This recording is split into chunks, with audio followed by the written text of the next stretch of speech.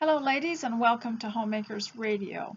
I hope you get a few things done while you listen today. There's not much here to see, but before you go, I will show you my teacup, which is by Stitch Called China, Gracie Bone China, and you can get it probably anywhere online. I got this from Home Goods a couple years ago. These things are not expensive, but they're very durable, and this one doesn't have any gold on it, so it's pretty dishwasher safe.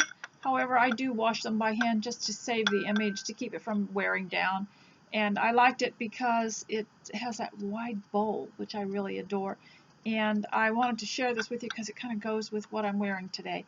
And today I'd like to talk to you about several subjects. We always talk about, first of all, getting prepared for your work at home, or for your whatever you're just guiding or guarding it. Maybe you have no work, but your presence there is so important. And so we talk about your appearance. We talk about the actual motivation for homemaking, and maybe a few hints, but you can get all those somewhere else. And then in the end, I like to talk about personality, people, character, and the things that you might deal with as a homemaker or even a homeschooler. I'm a veteran homeschooler, and I have been married nearly 50 years, and I have been a preacher's wife all that time, and so I can probably share some of my insights and my experiences with you and amuse you at the same time, keep you company while you work. And I wanted to say that not everyone has this same experience, because Lizzie, not everyone is the same, and but this is my opinion, and I'm just talking, and I'm leaving it here for the record so that my children and grandchildren have something to listen to maybe years later, and while my mind is fresh on the subject, so I feel more motivated to tell it. So that is why I'm doing it, and also that it might be benefit to someone else. So there are plenty of places you can go to look at household hints and actually housekeeping, house cleaning, but they require you stopping to watch, and I do have my very favorites, but if I have to stop, I actually don't get anything done. So I enjoy carrying my little device around with me and listening to something that I like at the same time, and I thought that this might be something you could listen to while you work. And if it's not long enough for you and you don't get your work done, you can just hit that playlist on the left of the blog and keep it going. If you're looking at this from YouTube, I would suggest that you go to the link that I provide below and get on my blog where all the other things are on, and also to subscribe to updates so that you can see what else I write when I post besides this. And I also post a few extra pictures, plus you will always get the video then too, so it just gives you a nicer page to look at, and also you can see what else is going on there with some of the other ladies.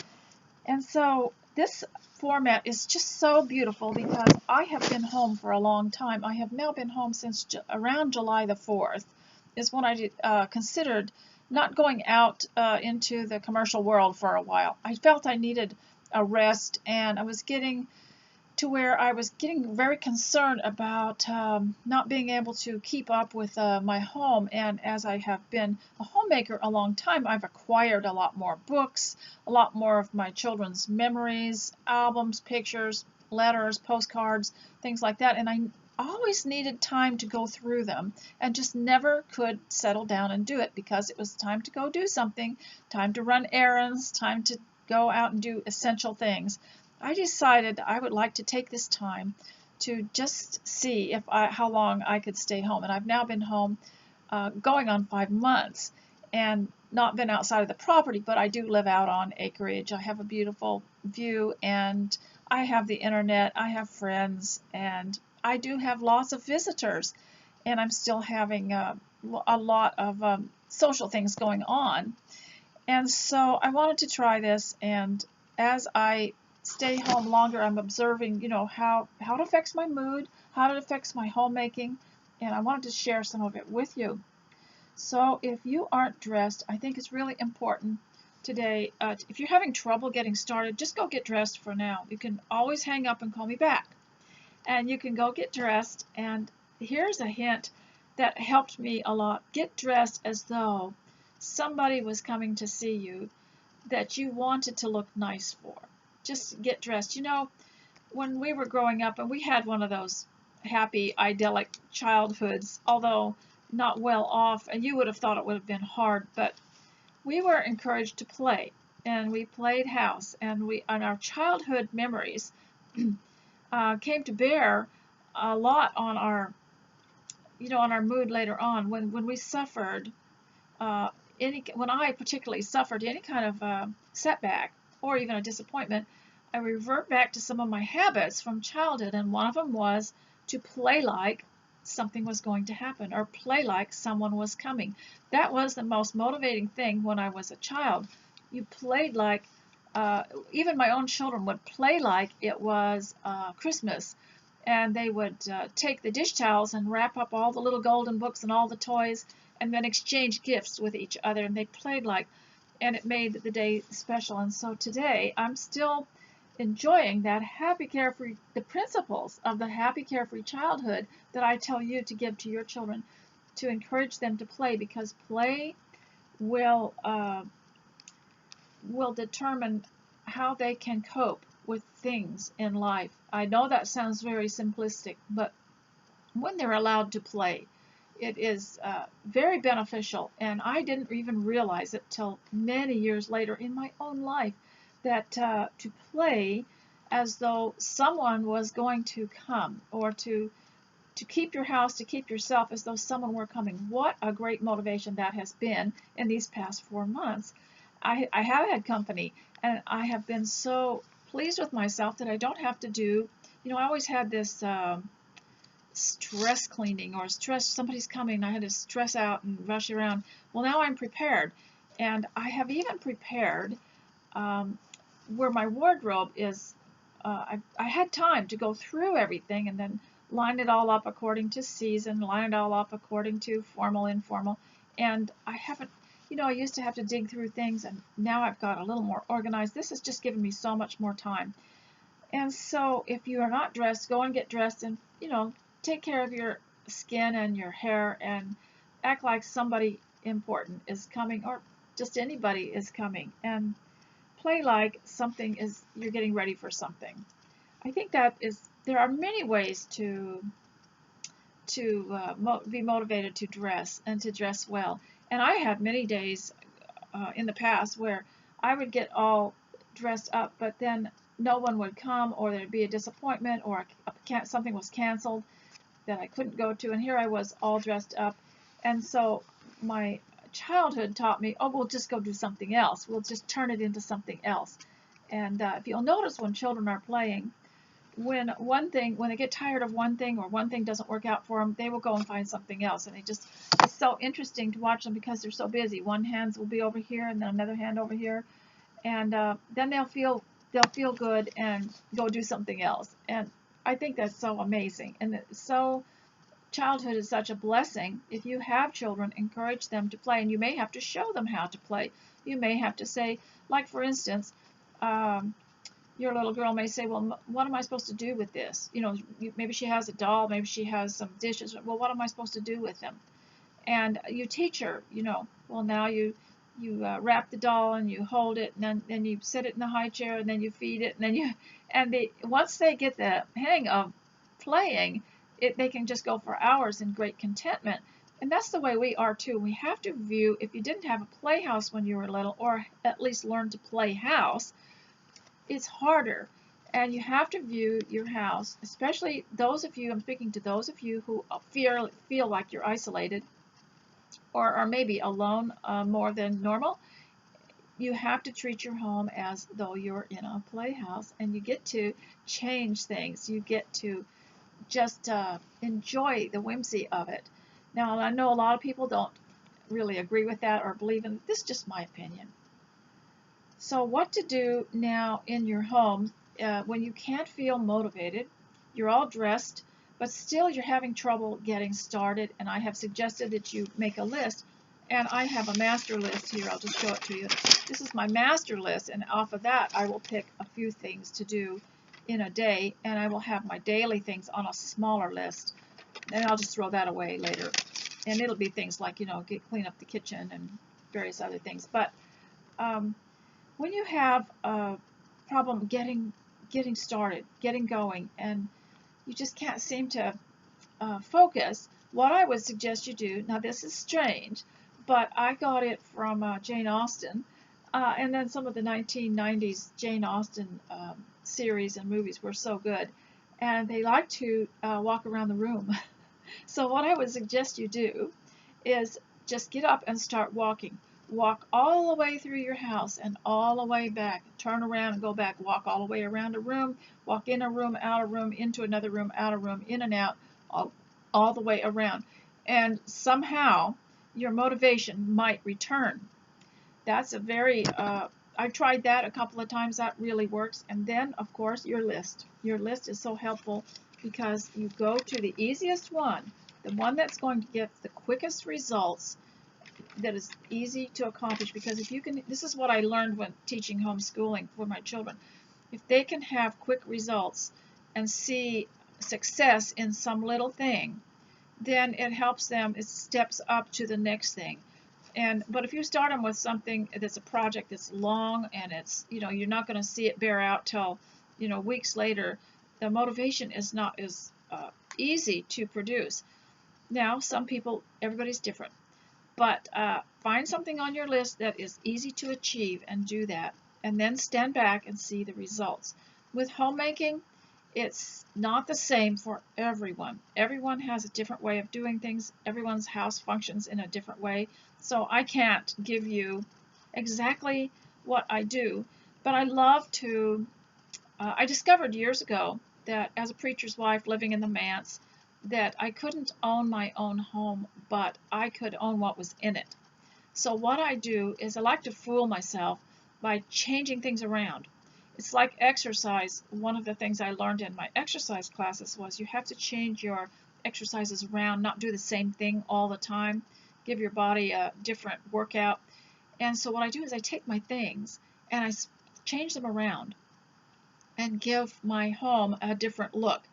And I can easily do that with, you can even take furniture that's in one room that was purposed for that room and put it in another room and just change it all around if you're brave.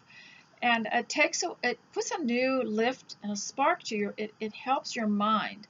It helps lift up the mind and helps your thinking to do that. And even the men, when they get feeling a little bit disgruntled, if they go out and they start cleaning out their tools and hanging them up and looking for things and, organizing things, they feel better. And I think that that's one thing you have to do after you get dressed. Walk around and look around and see what could be done, and then take your little list with you and add, as you go through the house, add the things that you need to do. And don't let it discourage you, because you don't have to do it, but just writing it makes you feel in control. And the woman is supposed to guard and guide the home. And you know what a guard is? You should look that up sometimes, what a guard does, what all a guard does. They've got antennas everywhere. They're just looking everywhere. If you've ever watched the Secret Service around certain party officials, their eyes are everywhere, and they're extremely alert. This is the way you should be, because the Bible says a woman should guard the home. And in guarding the home, that is one of the reasons we choose to homeschool our children, is because we've got to guard their hearts and minds against the propaganda that's taught them in the public school, and which is basically communism, and we have to keep them free from that. And so, although things are supposed to be changing in the public school, it's now illegal to teach anything which is they have to teach things that cause the student to have respect for their country, respect for their parents, respect for the church. That's going to take a while, but in general, we have to guard our homes, and our homes consist of the people that are there and the place. Those two places have to be guarded. So you want to look that up, and you find out that it's much more serious than you think. Now that people are staying home more because of necessity, I think there's going to be a whole lot of research and books and classes and things that will take place about the home as people come back to the home. Now, what you do when you have lost your motivation. Now, I've told you several things. Get dressed, take a long walk around the room, take your list with you. You'll feel yourself brighten up a little bit. And then treat, the other way to do it is to treat, let's say you have a very dull day ahead of you.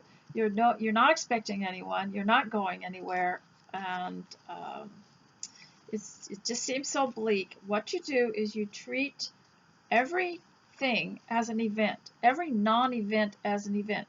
You get dressed for dinner or breakfast. I used to like to get dressed for breakfast and have a gourmet breakfast. I have lots of cookbooks about breakfast. I used to be very fascinated with that, with making breakfast an interesting meal.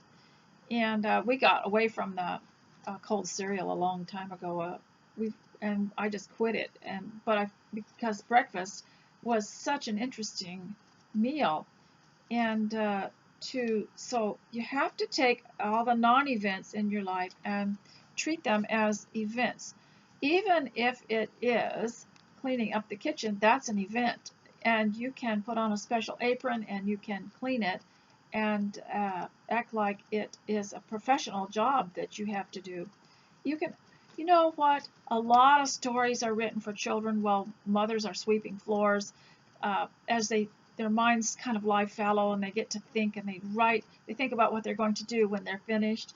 And that's a time when you can get ideas.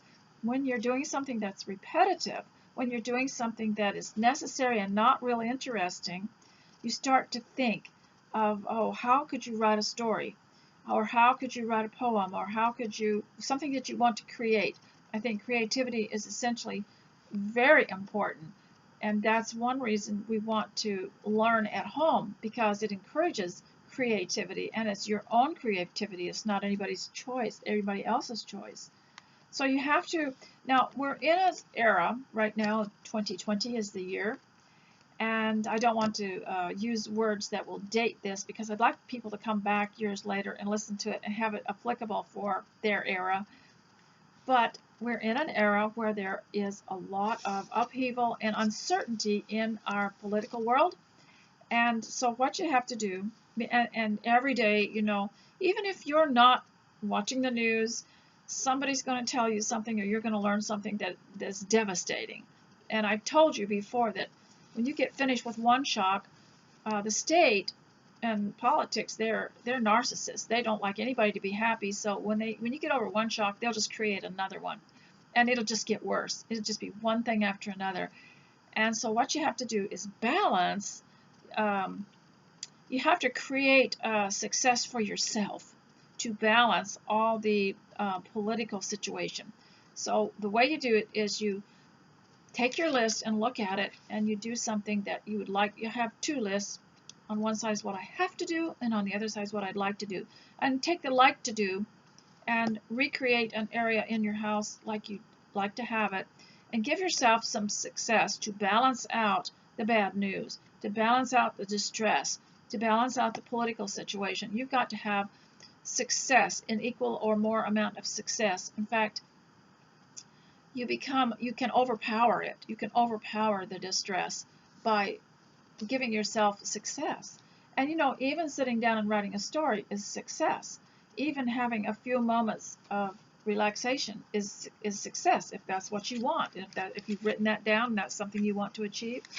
Even you know, I use two things that I've been enjoying since I have left the world. I enjoy an exercise class, and I enjoy an art class, and I feel success at the end of every one of those sessions. But I have other interests also, and if I can get around to one of my other interests, I feel success. But also having control of my home, being able to really guard it and guide it, and have control of the clutter, control over the you know, you're the family archivist too, so you're going to have things that you save, and you're going to have a memory box, you're going to have albums, things like that, and cards and mail and things like that. You sort these out, and you're keeping a history of your family, and you have to have control of that. And these things do take time, and they can give you success. So create success by balancing all the bad news with your own creative goals, achieving them. So the other thing that I think that's very important for you to do is pray in any stressful situation, whether it's your family. You know, it's interesting, I told you before about there's narcissists around, and they call them narcissists, which I don't think is an adequate name for them, but that they're people that aren't happy unless they've made somebody else unhappy. I think there's a scripture in Proverbs that talks about they sleep not unless they're doing some kind of harm. And it's like they stay up all night thinking of things to do to make people miserable.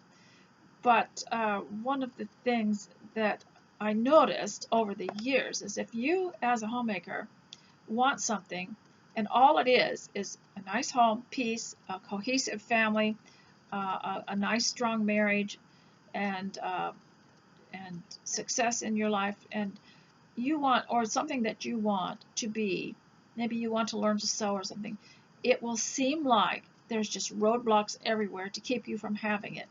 Well, that is what I call the enemy, and the enemy can be anything. It can be, you know, things that are against that are, some people can detect when you want something and they'll find ways to thwart it. And so we talked about a lot about negative people last time, and that's one thing that they do is they try to get in your mind, and if they can discourage you, then they don't have to do anything else. They don't have to stop you. And some people are just like that. And I'd like to ask that you pray to God that He will lift the oppression that you're getting in your life from whatever, from the government, from the commercial area, from anything else that's stopping you from having success in your life. One of the things we'd like is to have some peace and some happiness and enjoy the fruits of our labor. You know, Solomon talks about that in Ecclesiastes when he talks about that there's nothing better than for a man to enjoy the fruits of his labor, to be able to eat and to drink and enjoy the comforts that his labor provides. And this is one thing that a communist government will prevent. Your labor, you will never enjoy the fruits of it. It will be taken away from you and given to others. And so today I'd like to read a couple of things to you. And one of them is called the Citizen's Rule Book. I don't know where I got this, but I'm going through, you know, all my books, and we only have 3,000, you know, wall-to-wall books. And I'm going through them all, shifting things around a little bit. Have had some bookshelves that have broken down, and I've had to just redo everything. And I found this, and I think my children each had one of them. And it has in it, it's got the Bill of Rights, the Jury Handbook, and the Constitution. And it has also other interesting things in it. And in Congress, sometimes, if you ever watch just Congress in session, there will be people that will have this little book with them so that they can refer to it because it's a book of law. So I want to read something to you that's in here. And the reason that I want to is because it's going to help you deal with people and deal with the government and deal with what's happening in the world and understand it. And when you have knowledge, there's less tension, there's less stress. It's just like you breathe a sigh of relief because, now I know what they're up to. So here is a question that's in this little book called the Bill of Rights, the Jury Handbook, and the Constitution. It's a collection of liberty is what it is. There's a question in here. Should you give up your rights for the common good? Now, I've had people ask me this when I wasn't willing to completely shut my life down. I wasn't willing to go along or cooperate with every single thing that the state told me to do, and that started way back. See, I've already fought this battle. A lot of you are really in sort of uncertain about everything, but I know what they're up to because when I took my own responsibility to raise my own children and to teach them at home, I felt the pressure from the government. I felt it all, and I fought my battle. So I know what this is, and it's harder for you if you've always kind of gone along and the state's taken care of you. Maybe you had a job and it was with the government, or everything was sort of guaranteed. You're just kind of going along. and you didn't branch out on your own without support. And so here was the question: should you give up your rights for the common good? And so here is a quote, and I believe it may have been by one of the presidents. Where the people fear the government, you have tyranny. Where the government fears the people, you have liberty. Politicians, bureaucrats. Now, bureaucrat is just someone who's hired to work for a politician in general. And especially judges would have you believe that too much freedom will result in chaos. You know, that's generally the belief of even some religious people. They don't believe that people have a free will and that they can have discipline and that they can discipline themselves and live without someone ruling them all the time. And it's a very bad thing to try to rule over people, because then they never do learn to think for themselves. And they never do learn to make good judgments. Therefore, we should gladly, they say, give up some of our rights for the good of the community. In other words, people acting in the name of government say we need more laws and more jurors to enforce these laws, even if we have to give up some rights in the process. They believe the more laws we have, the more control, and thus a better society. And this sounds good, you know, when you're immature, especially when you're a kid, because you know that your parents make all the rules, and if you follow them, you'll be okay. But it doesn't work as adults in society. You have to have freedom. This theory may sound good on paper, and apparently many of our leaders think this way, as evidenced by the thousands of new laws that are added to the books each year in this country. But no matter how cleverly this Marxist argument is made, the hard fact is that whenever you give up a right, you lose a free choice. This adds another control. Control's real name is bondage. The logical conclusion would be, if giving up some rights produced a better society, then by giving up all rights, we could produce the perfect society. We could chain everybody to a tree for lack of trust. This may prevent a crime, but it would destroy privacy, which is the heartbeat of freedom. It would also destroy trust, which is the foundation for dignity. Rather than giving up rights, we should be giving up wrongs. The opposite of control is not chaos. More laws do not make less criminals. We must give up wrongs. You know why more laws don't make less criminals? Because it's a matter of the heart and the conscience. They don't care what the laws are. They're going to do whatever they desire. And the object of Christianity is to teach people to desire what the Lord wants them to do, not to do their own thing, which is harmful to themselves and others. More laws do not make less criminals. We must give up wrongs, not rights, for a better society.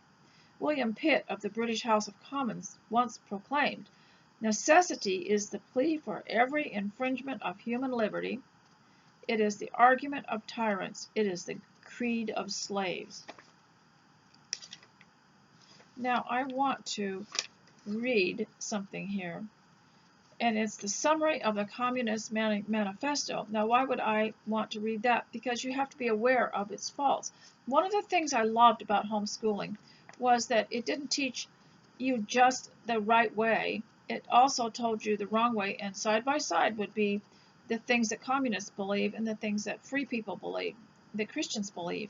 And it would be side by side. A lot of people would come into my life and try to discourage me from homeschooling my children. They would say, well, they won't know, you know, how everybody else thinks. They won't know how the state thinks. They won't know all these things. And I would gladly get the books out and show them. But they were so blinded, they still didn't like it, because they believed that the public school came over with the Mayflower, or it might have been somewhere in the Ten Commandments. But a summary of the Communist Manifesto. The Communist Manifesto represents a misguided philosophy which teaches the citizens to give up their rights for the sake of the common good. But it always ends in a police state. This is called preventive justice. Control is the key concept. Read carefully. The Communist Manifesto, abolition of private property. God wants us to have property. You know, He brought the Israelites out of Egypt, and He gave them land, and there's a lot of description of it in the Old Testament, how it was divided up, and even women came to Moses that didn't have husbands, and they wanted an equal share, and they did. They got it. So God believes in private property. He even tells in the New Testament to be good stewards of your possessions and your property. Everybody has to have private property, or there's no motivation. Heavy progressive income tax, abolition of all rights of inheritance. That's a Bible belief. You know, a good man leaves an inheritance to his children's children. It's expected.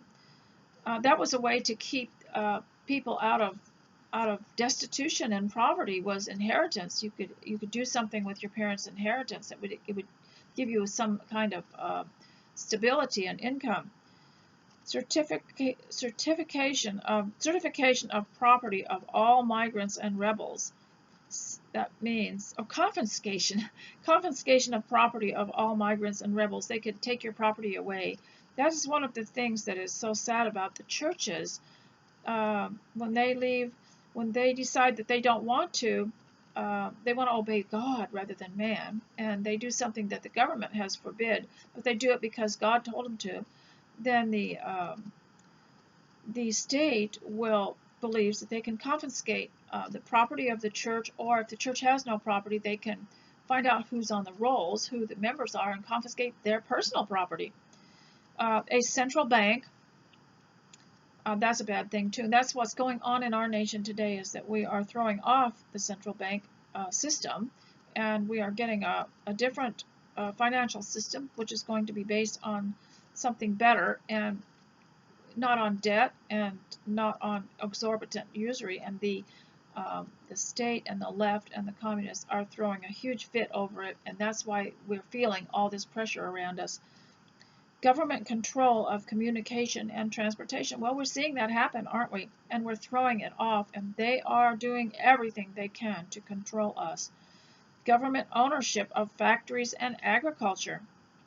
Government, you know, how many times have you seen, you know, we've heard about collective farms. Well, it started happening here in the U.S., where there were farms that were sold, and they were run by a lot of different people at the same time. So they were no longer family farms, but they were state farms. Government control of labor, corporate farms, regional planning, government control of education, and all that has happened, and we are throwing it off. And the government control of education, now there is a law now that you don't have to send your children to public schools. If you want to send them to a private school, you can, and the money that normally would go to the public school would go to the private school. Now, a lot of people aren't aware of that, and they think that, and of course, no one's going to tell you that, because they'll lose money if you don't go to their school, the government school. There are also other laws that have been enacted recently. One is that it's okay for Christians to pray in a public school or a public college, and they cannot be discriminated against, and they cannot be forbidden to do that, or the college will lose any kind of government funding that they have. So we're fighting off the communism that has gone on for so long and eroded our country, eroded our constitution, and eroded our financial system. And so I wanted you to know about that. When you know, now if you could get this little book, it's called the Citizens Rule Book. And I'm trying to think, there isn't anything on it that tells who printed it. Oh, it's from Creation Science in Pensacola, Florida. So I can show you where to get that. And this book warns against jury tampering and you know, not giving up rights. And Patrick Henry talks about Patrick Henry, what a jury of your peers is, freedom for William Penn, Jefferson's warnings, index to the documents, Declaration of Independence, the Constitution, and the Bill of Rights. Now, when you're homeschooling your children, it's best just to read a little bit at a time and then mull over it and chew it and digest it. What's that called? Rumination or something. And then discuss it at great length. Read one little thing and discuss it at great length, because it will work better that way than to remember the poem I read. You don't want to cram their head full of figures and facts. You want to give them principles with those figures and facts, and not just for the sake of facts. Now I want to talk to you a little bit about dealing with people. So I want to read something to you. You're home, and I talked about motivation. How are you going to get your housekeeping done when you don't feel like it? And when you don't have approval, you can't work in a group in the home, so you feel isolated. There's nobody asking you to punch a time clock, but there's nothing wrong with you making your own time schedule and making kind of a little time card and doing it just for fun. Children love to play, and they love to play work, and they love to play house, and they love to play travel, and I always I have watched children play. We played a lot, and we played going to work, and you punch your little, you put your time card in, or you put your report in, and then you go to work around the house, whatever it is your chores are, and then you go and get the card and put it back, and so there's nothing wrong. If you don't feel motivated because you don't have a time card or because you don't have a job outside of the home, you've got to create your own motivation, and you've got to be self-employed. And a self-employed person knows that they cannot waste time. In fact, you'll be more efficient, because if you've got someone watching you and telling you what to do all the time, or you've got a bunch of rules to live by, you'll actually do less than your best, because you're only going to do what you can get by with and what you have to. But at home, you actually could wear yourself out by being self-motivated. So I want to talk about the heart and the inner self and how you have to build that up. Because if you haven't got friends coming over, or you feel isolated and the loneliness is extreme, you're going to have something from within. Remember Mrs. Elton in Emma, she said, "The world has nothing for me. What I have is within me."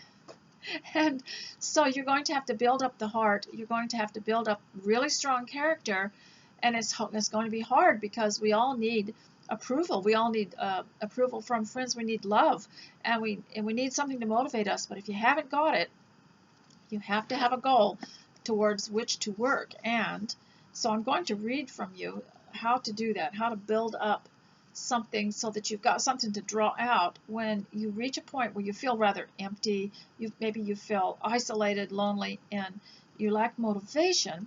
I would like for you to study this, and this would be something, we talked about the commonplace books, where people would just write out verses and quotes from people and different things from books, and they would keep a book, a commonplace book. And you can look that up on Wikipedia, the commonplace book. It was just a series of copying things, and they were usually to give you high standards. So this would be one you would want to write out and look up the words.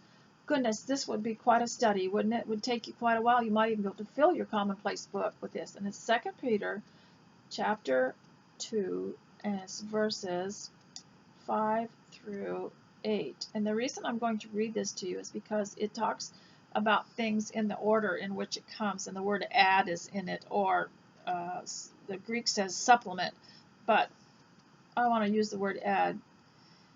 And then I'll explain this to you, because it's so interesting. Now, if you're homeschooling your children, you'll need to know this.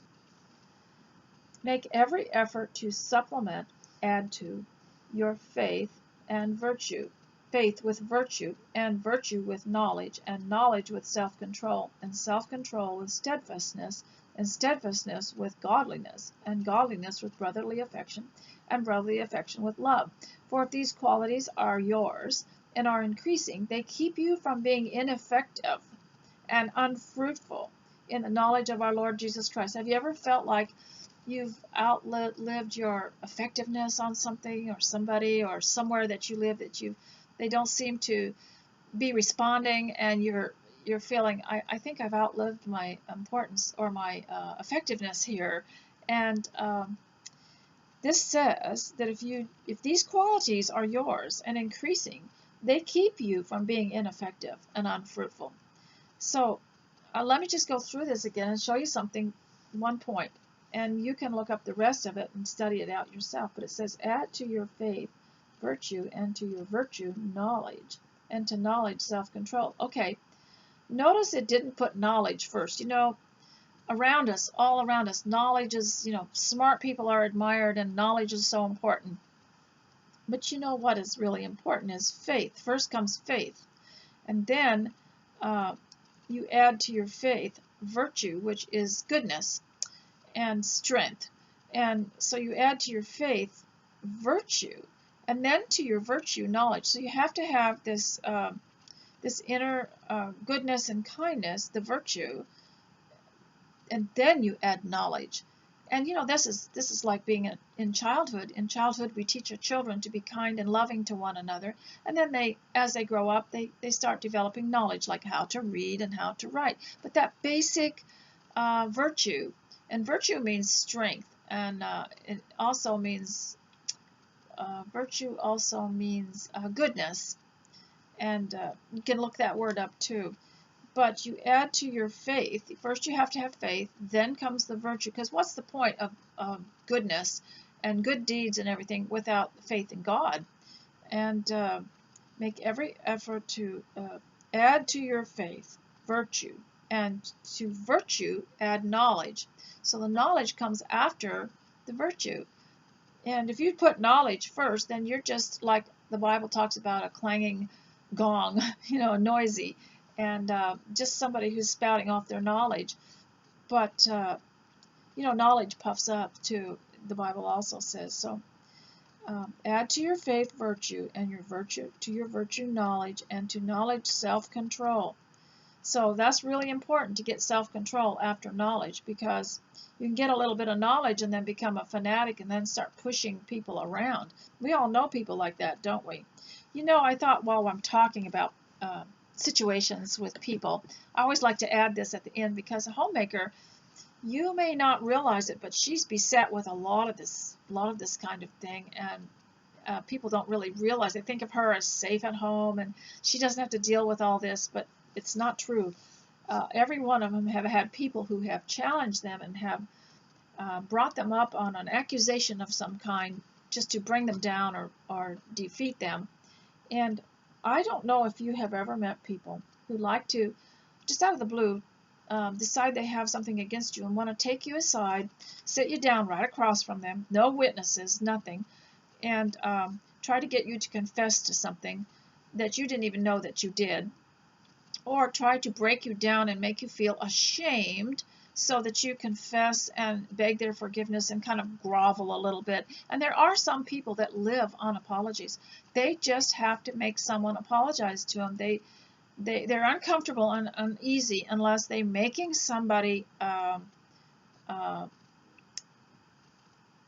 pay homage to them in some way by constantly demanding an apology. And it's not normal in a marriage either for the wife to go around apologizing all the time. That's just not, you know, that's not normal. But there are some people believe that that is the basis of a good marriage, is to apologize constantly being able to apologize. But that is nowhere stated in the scriptures at all. But there are some people that's the standard for them. They think that in order to have a good marriage, their wife has to be apologizing constantly, and it can go the other way too. But this is not normal, and it's not even dignified. And God wants us to. The more I read the scripture, the more I see He holds us up, and He wants us to have dignity. And so pray God will lift this oppression from you if this is happening to you. Now I want to read one more thing to you about. It's called Just Breathing the Air. It's a book I've written. I don't want you to order it yet because I'm working on, they got the price wrong on the publisher, and I need to call them when I get a little more time and get that straightened out. And I will order some and start giving some away to some of you. So this is the story of my childhood, and it's told by my mother and my father and myself. So I have all their quotes in here, and they helped me to write the book. Now, this boat that my father built my mother was called, I thought it was called the Lil Catherine. And I've listed it here as the Lil Kathy, but I think it was Catherine. and that's what he called it, the Lil Catherine. And it was probably named, my mother was Lillian, and my sister was Kathy, so the boat was called the Lil Kathy, or Lil Catherine. And that was one of my first memories of my mother is rowing around in this, picking the lilies, water lilies, to put on the table, and calling out to the ducks and the loons. And so this, I showed a picture of the boat being built, how he built this little boat for her. And I'll just read a page to you today. Yesterday I read about how hard it was to be snowed in, and in the summer was harder to get out of the road than in the winter. But so I read that to you yesterday, and so today I'm reading about the cabin and how the cabin was built. Now, we lived in this cabin. It was a temporary shelter while the big house was being built. The cabin was built, this is my mother. The cabin was built of poles and the walls of Timtex board, which was very strong. As we had no roof yet, we had to use a tent. There was a small window in the homemade door. Our heat was from an iron cook stove with a small firebox, and we also had a kerosene heater. Our lights were from a gasoline lantern which we filled and pumped. The fragile mantles that gave it light would crumble if they were even touched. I remember that. You couldn't touch them. They would break. And then we had to start all over again, putting in new mantles and relighting the lamp. I remember that. When we went out there to the cabin, we had 3 small children, all under the age of 3. Lydia, 2½, Michael, 1½, Kathy, the baby, was 4 months old. They went on to have 7 children altogether. The cabin had one double bed and 3 bunks, a table, and chairs. We moved into it the day after Thanksgiving, and our friends gave us a Thanksgiving dinner to take with us, and nothing ever tasted better, especially since we reached the cabin after dark. When we got the fire roaring in the iron cook stove, I made hot cocoa for Lydia and Michael. The first winter we spent there was very cold, about 40 below. We dared not let the fire go out in the stove, and took turns keeping it going on the hour. Nothing was harder than making yourself get up in the cold. If we overslept and the fire went out, we had to rekindle it. I sometimes went hunting while the children were sleeping. I made sure the fire was low and the cabin was warm, and took our first dog, Charlie, a beagle, with me. Now, Mother hunted for grouse, which we called spruce chickens, and that's what we lived on in the winter. So many nights in the bright moonlight, when the cold snapped the trees, you could hear the trees. I remember this. You could hear the trees snapping. I don't know if any of you have ever experienced that noise, to hear the trees snapping. It almost sounded like, sometimes it sounded like a boom. When the cold snapped the trees, we would look out the small window of the cabin, and a moose would be standing against the door, trying to soak up some heat. Now, those are huge animals. If you ever accidentally walked up behind one, which I've done, because you don't see them, they just blend in, with the trees. You walk up against one, and you're like right here and way up there. My saying was, don't make eye contact, turn around and walk slowly away. You don't want to disturb a moose. They are huge. And I've used that phrase with people too, that whose personalities become so overbearing, or they get triggered by something, or they are difficult. I say to my children, don't make eye contact, turn away, and walk away very quietly. One day, we and some friends were standing outside the cabin door. Harriet and her husband had a little dog, and a moose saw it and began to come closer.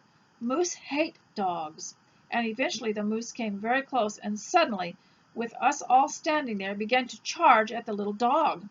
We all quickly slipped inside the cabin and shut the door. The moose hit the door with his antlers. The mark remained on the door, a reminder of our narrow escape.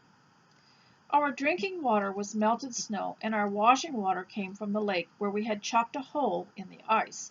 The water was full of little fish called sticklebacks, and we had to strain the wash water before heating it for washing. One cold day in January that first year, while Joe was gone at work and I was ill with the flu, the children were playing on the cabin floor. I smelled smoke and found the tent which we were using for a roof smoldering. I quickly poured 3 dippers of water on it and dressed the children in their snowsuits and put them down on sleeping bags on the snow. When Joe arrived home, this is how he found us. We wasted no time putting a real roof on the cabin, complete with roofing and a proper flue and a tin bucket for the chimney to go through. The cabin was now much more snug, so we put our energies into what we call the big house. Now, ladies, you think you're going through some stress? That's interesting. So we're going to go on tomorrow with the rest, with some more of it, but I'll read you a little bit more about it. We picked a site, this is called the big house. We picked a site on the rise between the swamp and the lake, which we called Lily Lake. Now, by the swamp, my father dug out a sauna, and he put a door on the top of it, and that's how come I knew it was the sauna. But you lifted the door, and underneath was the sauna, and we when I was older, we went down there and used the sauna for bathing in the winter, and you would get hot water, and there was a fire down there, and you would heat water and pour it on rocks, and then you'd have a steam bath, and it would keep you so warm you wouldn't shiver all night. It just warmed everything. And so she said, we picked a site on the rise between the swamp and the lake, which we called Lily Lake. Joe used the large spruce trees for the first bottom logs, which were set on a foundation of blocks. Joe and I peeled the logs and grooved the top log to fit over the bottom log, laying insulation between the logs. A draw knife was used to peel logs. Joe brought the logs in from the woods, and I peeled some of them. Every day I would put the snowshoes on and go see how much progress had been made on the house. A block and tackle was used to lift the log onto the place. It was slow work. I saw it grow until it reached the roof rafters. Neighbors came to help us with the roof raising. There was a popular song in the 1930s depicting the sort of life of luxury called Peel Me a Grape. Our life on the homestead, in contrast, was bold, with the risk of unexpected events. If there was a song for the life there, it would be, instead, Peel Me a Log. And there's a picture of the completed house right there. We moved into the log house in April 1955. It was not finished, but felt cozy. We had a 44-gallon drum, which became our heating stove. We bought a generator to provide electricity, and Joe built a small A-frame to house it. Joe fixed the electricity so that when I turned on a light in the house, the generator started. That's clever, wasn't it? It ran on gasoline. I had an electric washing machine also. It was such a thrill to do all this with the flip of a switch. By now it was spring, and we had acquired a John Deere tractor. I never saw such a happy man. He looks just like one of my sons. He's so happy on that tractor. So we were able to improve the home road. I learned to drive the Willys Jeep on our short home road when I felt braver, I would venture to Island Lake Loop and drive over to Galen Gray's store on the North Kenai Road. I did not take any of the children, however. Our home road was still a bush road, and getting out of it was a problem. Even though we tried to drive really fast, we still got bogged down, so we spent some time digging ourselves out. Branches of spruce trees came to our aid as we put them in front of the wheel. We would rock the car until the wheel got traction, only to be caught by the next mud hole. It was like a game of snakes and ladders, with the snakes winning. So, ladies, I hope you have enjoyed this, and I hope that this motivates you, and you will maybe write your own story. You might not think that it is anything, but all I did, let me just tell you, all I did with this is when I had a memory, I would just write it down. And it didn't even have to be in order, and I didn't even put these in chapters. I just put them in little titles, with little titles. And you can write you can write a story. What I do even with my grandchildren to teach them that they have a story. Everybody has a story. Is when after they have visited, I will write them a story about what all we did together. So that they can remember it and they can lay back and think of it. So that's what I'm going to do this week, is to write a story. And in fact, I'm going to just write that down right now to remember to send a story to some of them.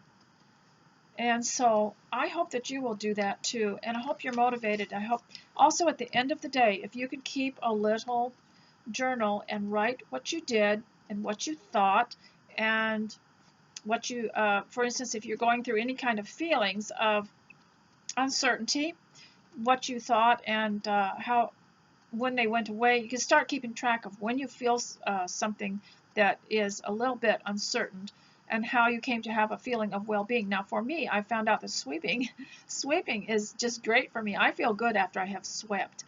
And also, when things are shiny, neat, and tidy, I still have quite a struggle with housekeeping, but as I overcome it, I feel more balanced, and you might feel that too. So please leave a comment if you'd like to tell me what all you did. I don't like to take time away from your schedule, and I don't want to encourage people to spend too much time on the web. But if you'd like to leave a comment and list some of the things you did, I would really appreciate it. Or if you just want to send me an email and have me put it on, I will. Now, yesterday I had one of those days which I was all caught up with, general housekeeping, and just couldn't seem to get motivated for some of the other things that I need to do. And I got on Pinterest, thanks Pinterest, and I spent the whole day looking. What a blessing that is, to have that, to be able to look around and get ideas. And I have if you want to go to my Pinterest, you can, because it's on the sidebar, and you can see what I saved. And I have one called Paths, and I enjoy just the scenic view of a path, disappearing into the hills. And I have several of those paths. So I was going through paths, getting some ideas for art. And somebody asked about this picture behind me. It's a canvas art that someone found at an antique store, I think. And she gave it to me. And I don't know who did it, but oh, what a shame that it was in an antique store. It looks like it was hand done for someone. And I always like to adopt those things, especially if they're free. And so what I was going to say about, getting lost on Pinterest that day is that I didn't accomplish anything because I didn't have the motivation. But by the time I got finished looking at all these things, I had some ideas of what I wanted to do in the creative area. And so I spent quite a bit of time looking for ideas, and I really do appreciate it. I appreciate that there is that avenue so that we can go and get ideas. It's kind of like having one of the old Ideals magazines. And but I do have to discipline myself not to look at it till I've retired at night, because you can spend a whole day on it. And you can find a lot of wholesome ideas and things. There's homeschooling ideas, there's cooking, there's so much. And what a blessing it is. And it has been a blessing to have you come here, and I'm very grateful and honored that you would come and listen to this while you work. And also I appreciate your visits and your comments, especially because they keep me motivated. And those of you who donate, I always am so appreciative of that, because that also is very motivating, and it gives me some resources to work with. And so I'm very happy to have you here. And this also takes the place of, have you ever wanted to go to a homemaking retreat somewhere at some fine home and have a lady show you around and present inspiring lessons on homemaking and hospitality? Well, you can do it now online, so I don't have to go anywhere, and you don't have to go anywhere, and you can just listen, and you don't have to leave your family, and you can come away feeling better than when you first attended. So ladies, I hope this has been very helpful to you, and so I just ask you to please leave a comment if you can. I don't insist on it, because I know that it takes time. In fact, someone asked me recently, would I go on the live stream, but I just really hesitate to do that, because you would have to stop and participate. So I hope this got you through getting something cleaned up, a bedroom, a kitchen, something like that. and I will see you next time. Bye.